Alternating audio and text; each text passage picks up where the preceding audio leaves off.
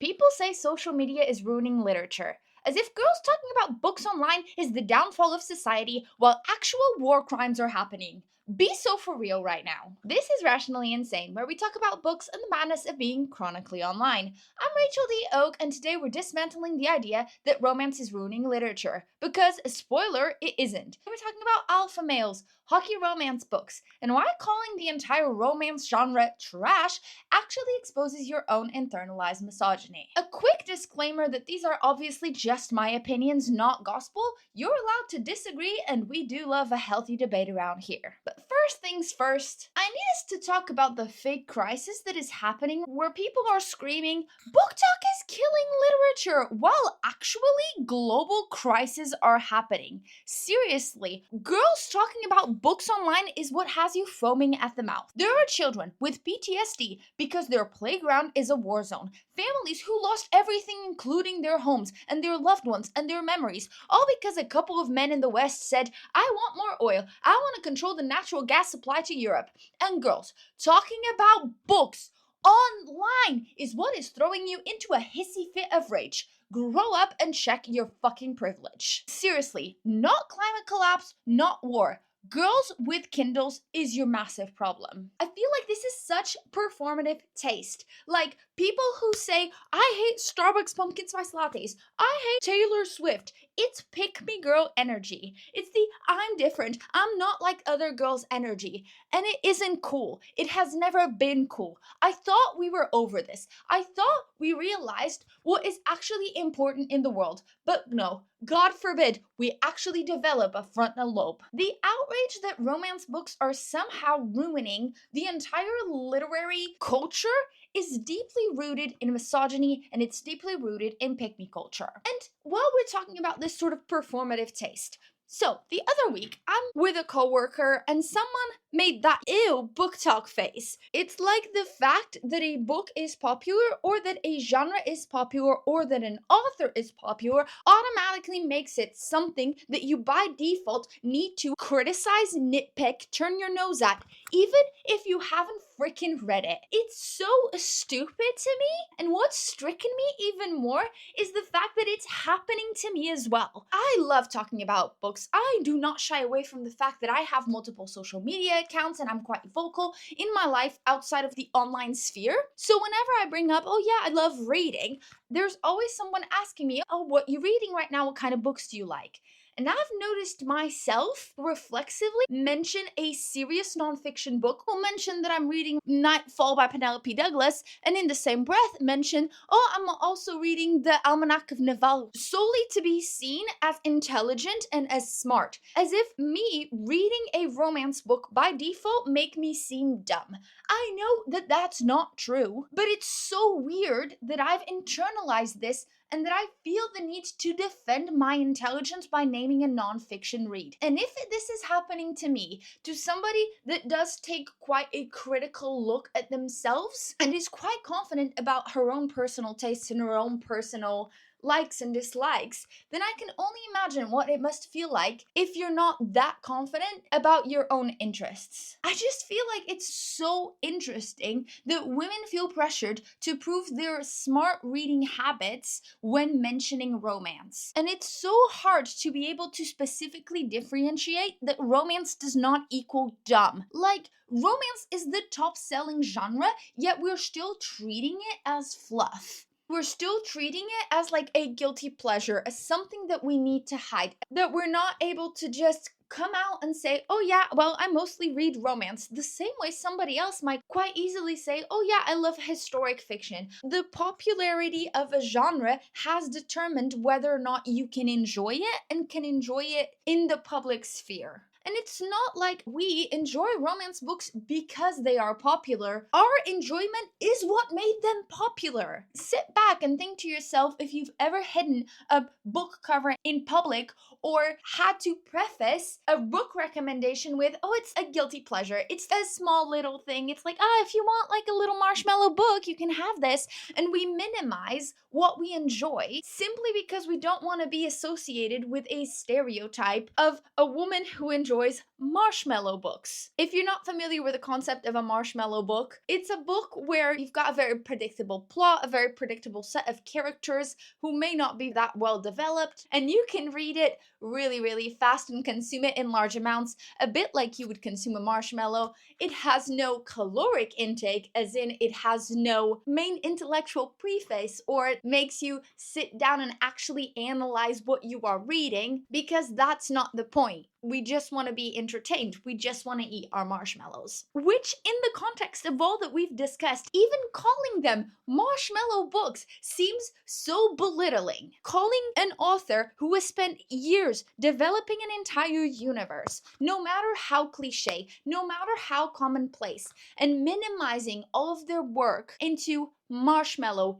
easily consumable, it feels demeaning, and yet we have no issue using that denomination. And I'm sorry, what is a marshmallow book, girly? What traits does a woman who enjoys romance books have to have for her to be considered less than, less cool, less smart, less hardworking? Tell me, genuinely tell me. Because I'm sat here, a woman with a mortgage and dogs in a full-time job, who absolutely loves romance books, loves dark romance, has no issues picking up a mic and a camera and yip-yapping about it. And yet I'm still able to sit down and talk about the political ramifications of the colonization of India. What is wrong with being associated with a woman who enjoys romance books? Do you get where I'm trying to get at here? It's genuinely misogynistic, and it is a fake crisis that we've made up all to mock girls and women. It's not a real crisis. You want to know what a real crisis is?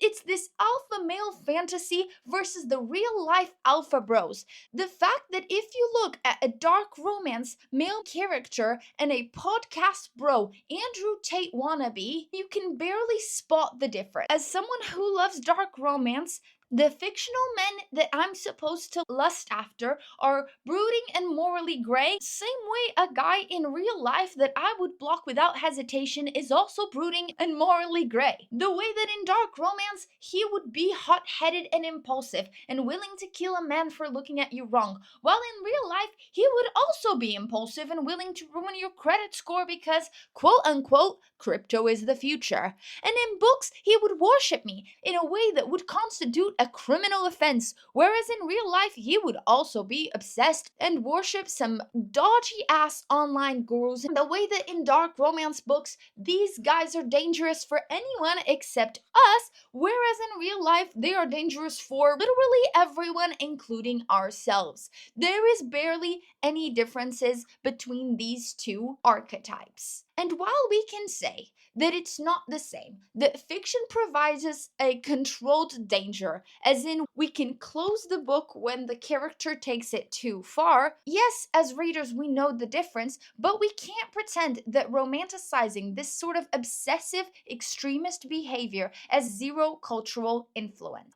It's all fun and games for us to make jokes about if we were kidnapped in real life, it would turn into an enemies to lovers kind of situation until it happens in real life. And your friend is swooning over a guy who needs a restraining order filled, only because we've normalized it through fiction. We can love a fictional alpha male while rejecting the real world version. Yes, of course, but the tropes still deserve a lot of scrutiny here.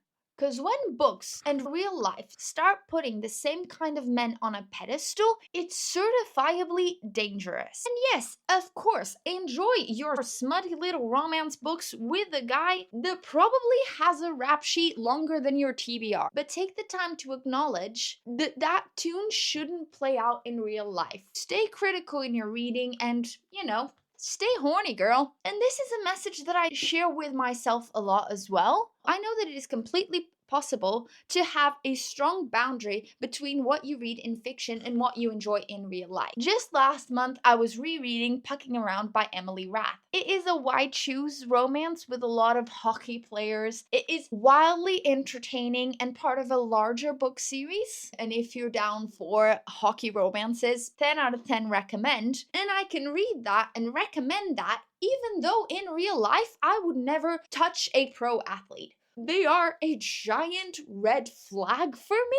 Just to serve my point that I know that enjoying a trope is different than endorsing it in real life. My top 5 dating red flags include pro athletes, blonde guys, and Spanish dudes, and yet I can pick up a book and read all about them. Well, actually, taking a step back, I don't know how I feel about blonde dudes, in fiction or outside of it, so keep your eye on my substack next week, because I think a dissection of why we hate blonde men might be in order. Regardless, I do apply critical thinking outside of fiction. I'm not a dum-dum, and I also apply critical thinking into fiction, even if it's books that are not meant to make me think or to make me question the current state of the world. Because whether or not we choose to admit it, the marshmallow books, and I use this with giant air quotes, do have a tendency to repeat a lot of the stereotypes that we see play out in the real world that are extremely damaging towards women and that reinforce a lot of gender bias and gender norms that quite frankly do set us back quite a bit. But that doesn't make the books any less good, and that doesn't mean the books shouldn't be read. And anybody that's outside of this sphere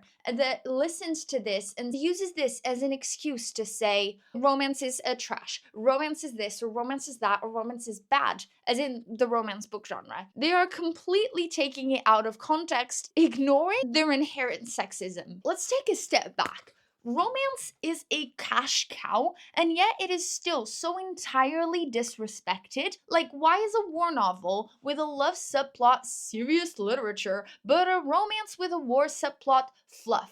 Who decides what is quality? Who decides what is real literature? That is my question. Because if we have someone dictating this is good, this is bad, this is real literature, this is fake literature, then we're no better than in a dictatorship. Nobody is allowed their own opinions, and nobody is allowed to enjoy anything. What the heck? And these critiques so often target spaces where young women dominate the conversation. Seeing BookTok as a threat to literature is no better than completely disregarding the fact that it built the foundation for tons of new authors and independent authors that we now know and love. It's like mocking kids that were on Tumblr, despite the fact that Tumblr today is one of the best social media platforms out there. It has tons of subcultures, very little ads, and it is not built for clout. The number of followers you have is wholly inconsequential. It's about what you like and who you like talking to. And yet it is still dismissed and it is still mocked. And I understand that bringing up Tumblr feels a little bit odd and a little bit disconnected,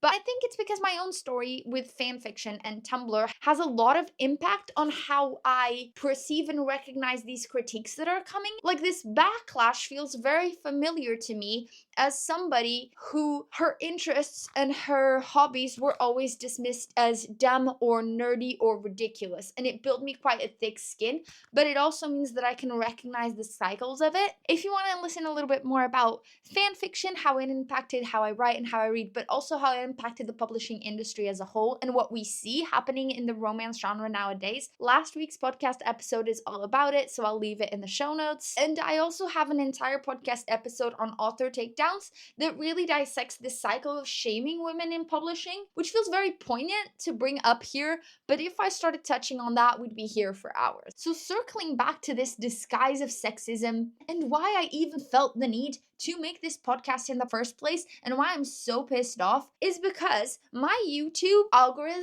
has figured out that I'm an author and that I talk about books a lot, so it's constantly shoving in my face these 45-minute long YouTube essays declaring romance the end of books, declaring BookTok girls ruined literature, declaring this, declaring that. And I am so freaking tired of people dismissing an entire genre without reading it, solely because it gets them views, solely because dissing on what everybody else likes makes them cool. It's not cool, you're a freaking loser. I'm not saying romance books as a whole are without criticism, but very rarely do we discuss the fact that the romance genre, since way back when, Fabio times, has always been about celebrating female desire and agency. It has always been about women deciding what they want and being given a partner that respects that and fulfills their fantasies. It's given women a space to have fantasies, to be able to explore the things that they like in a safe space without it affecting